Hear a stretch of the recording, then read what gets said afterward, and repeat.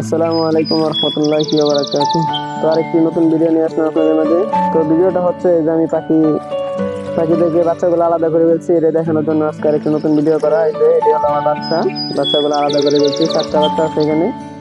এই যে আরো আছে 3টা বাচ্চা, এটি বয়স 3 মাস, 3.5 মাস বয়স। এই তিনটার 2টা ফিমেল, একটা মেল।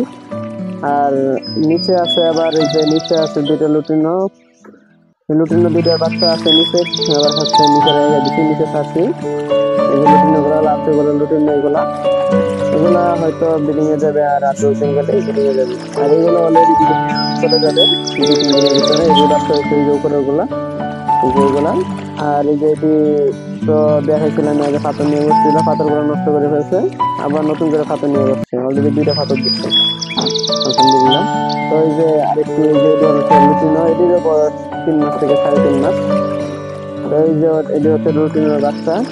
এই বাচ্চাগুলো 2টা বাচ্চা, একটা বাচ্চা মারা গেছে, আর 2টা বাচ্চা আছে আর কি।